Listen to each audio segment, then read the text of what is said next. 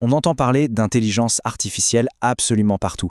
Mais comment on passe du simple mot à la mode, à un vrai métier, à du concret? Dans les minutes qui suivent, on va tracer ensemble une sorte de feuille de route pour se lancer dans ce secteur qui explose. L'IA, c'est le grand sujet du moment. Mais au-delà des gros titres et du jargon un peu technique, quels sont les vrais métiers qui construisent le futur, aujourd'hui? C'est exactement ce qu'on va décrypter. Allez, on commence par du concret. Regardons un peu où l'IA se cache déjà dans notre quotidien. Et vous allez voir, de la banque à l'agriculture, il y a de quoi être surpris. Bon, avant toute chose, juste pour qu'on soit sur la même longueur d'onde, c'est quoi l'IA? Eh bien, en gros, quand on parle d'IA, on parle de systèmes qui sont conçus pour, disons, réfléchir et résoudre des problèmes, un peu comme le ferait un cerveau humain, mais le tout propulsé par des algorithmes. Prenez le secteur financier. Ici, l'IA, c'est un peu le gardien invisible. C'est elle qui analyse des milliers de données en une fraction de seconde pour dire oui à un crédit ou pour repérer une transaction suspecte et bloquer une fraude avant même qu'elle n'arrive. Et dans le domaine de la santé, c'est peut-être encore plus impressionnant. L'IA devient un véritable allié.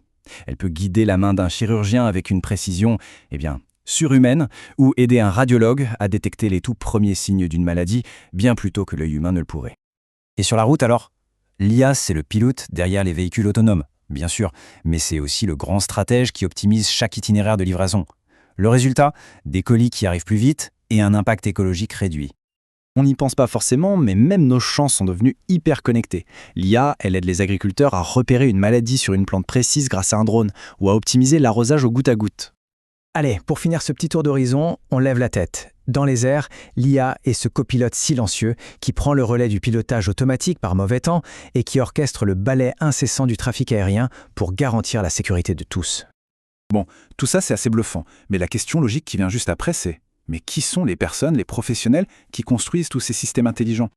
Alors qui fait partie de cette fameuse équipe? Oubliez tout de suite l'image du génie solitaire dans son garage. Non, l'IA c'est un vrai sport d'équipe. Et chaque joueur, chaque rôle est absolument essentiel. Faisons les présentations. Pour bien visualiser, imaginez un chantier. Le data scientist, c'est l'architecte. C'est lui qui dessine les plans complexes. Il transforme un problème de l'entreprise en un problème mathématique. Le data analyst, lui, c'est l'inspecteur de terrain.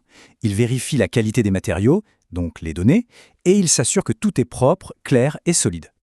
Mais l'équipe est bien plus grande. Il y a aussi le data steward, le gardien du temple des données qui veille à leur qualité. On a le développeur big data, l'ingénieur qui construit de véritables autoroutes pour que l'information circule. Il y a le développeur de chatbots, celui qui donne une voix à l'IA. Et enfin, le spécialiste en business intelligence, le stratège qui transforme toutes ces données en décisions claires pour l'entreprise. Ok, on a vu les différents rôles, mais concrètement, qu'est-ce qu'il faut avoir dans ses bagages pour pouvoir faire partie de l'aventure? C'est ce qu'on va voir maintenant. Alors, de quoi a-t-on besoin dans sa boîte à outils pour percer dans ce domaine? On va regarder ensemble les compétences techniques, mais aussi les qualités humaines qui font toute la différence. En fait, tout est une question d'équilibre.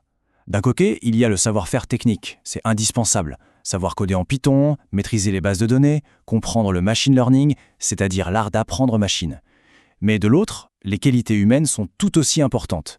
Sans rigueur, sans curiosité et sans une bonne communication pour travailler en équipe, la meilleure technique du monde ne sert à rien. Et attention à un point crucial, les langues. Un très bon niveau d'anglais écrit est indispensable, tout simplement pour comprendre la documentation technique. Et bien sûr, un français de haut niveau est fortement recommandé pour évoluer sereinement dans un milieu professionnel francophone. Bon, maintenant qu'on a une idée plus claire du profil, on passe à l'action. Comment on fait concrètement pour trouver sa place sur le marché du travail en IA? Il faut savoir qu'il y a deux terrains de jeu. D'un côté, le marché ouvert, ce sont les offres qu'on voit partout, sur LinkedIn, les sites d'emploi. Mais le plus intéressant, c'est souvent le marché caché.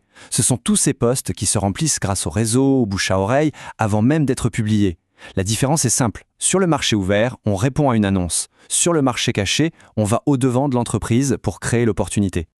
Et la fameuse question du salaire, ça donne quoi? Pour un profil junior au Maroc, on peut viser un salaire mensuel entre 5 000 et 10 000 dirhams. Mais ce qui est vraiment intéressant, c'est qu'avec de l'expérience, un profil senior peut monter jusqu'à 25 000 dirhams. Ça montre bien le potentiel d'évolution de ses carrières. Et cette demande, elle est bien réelle. Il suffit de faire une recherche aujourd'hui sur LinkedIn pour des postes de data scientist à Rabat pour le voir.